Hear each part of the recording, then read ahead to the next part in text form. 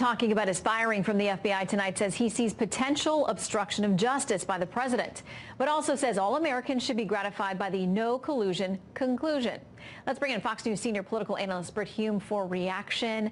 What do you think about all the fallout the last couple of days as people are now putting their own spin on the Barr letter and the Mueller report? Well, people don't seem to know whether to try to spin the Barr letter or to denounce the Barr letter.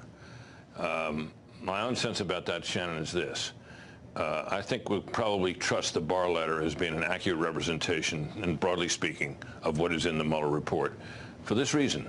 First of all, Barr is a guy who didn't need this job. He's got, he's had a long career. He's been Attorney General before. He has a good reputation. I don't think he's going to put that reputation at risk for some to spin a report whose contents are going to become known anyway. Right. I mean, that would be an act of insanity. So I don't think that people who are pinning their hopes on that ought to keep those hopes up very high. The former FBI Director Comey also had this to say about what the Mueller report does to shed some light on the FBI. It establishes, I hope, to all people, no matter where they are on the spectrum, that the FBI is not corrupt, not a nest of vipers and spies, but an honest group of people trying to find out what is true. Is that the way you see the report? I don't know how much the report is going to have to say about the performance of the FBI. It seems to me that's in the hands of others right now. But that wouldn't necessarily be the conclusion I would draw from the outcome of this investigation. I think that by and large that is true about the FBI. But James Comey and those who work closely with him do not fit that description, in my opinion. I mean, that's, there's a bunch of people got fired and with good reason. And Comey was one of them. So, I suspect he may hope that because he thinks if people start thinking that, they may think better of him. Well, we're still waiting on the Inspector General's report about what was going on with some of these FISA applications and some other things. So we're waiting on that. But in the meantime, across town at the CIA, John Brennan was the CIA director for years. And Rand Paul said today this. He says, breaking, a high-level source tells me it was Brennan who insisted that the unverified and fake Steele dossier be included in the intelligence report. Brennan should be asked to testify under oath in Congress ASAP. And a lot of folks say if that's the case, he immediately gave credibility to the dossier as the CIA director by including it in that intel assessment.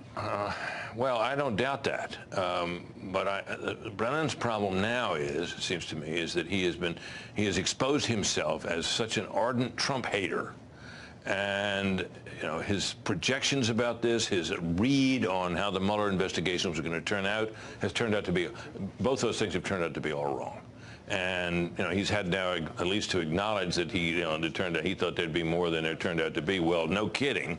And this man Brennan behaved like no other former intelligence chief I've ever seen behave. I mean, I cannot imagine, for example, William Webster, who headed both the FBI and CIA at one point, ever making the kind of partisan accusations he's made against his president. He called him a traitor. Yeah, treasonous behavior. Yeah, I mean, treasonous behavior. That is an extreme assertion that no responsible former intelligence chief should make unless he is prepared to present hard evidence that it's true, which he manifestly has not.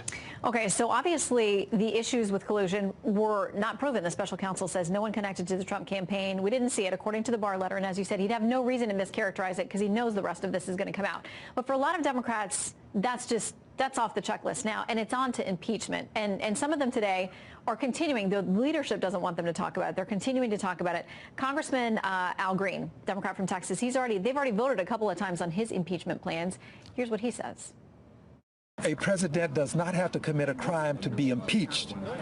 We have, unfortunately, allowed some persons to conflate what the special counsel was doing, what Mr. Mueller was doing, with what the House can do.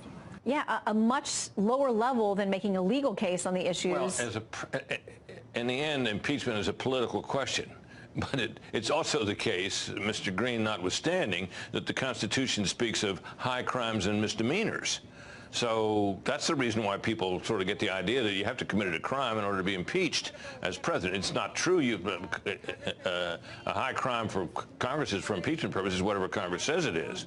But that's kind of where we are. Let me make one other point, though. Not everybody's given up on collusion. That's true. Adam Schiff is still banging on about it, and was and is tonight. And you know, people keep asserting, well, what Mueller found was that what Trump did didn't rise to the level of a crime or that he couldn't make the case. That's not exactly what the summary said. The summary said he didn't find any collusion. He didn't say any criminal collusion or anything else. It said no collusion.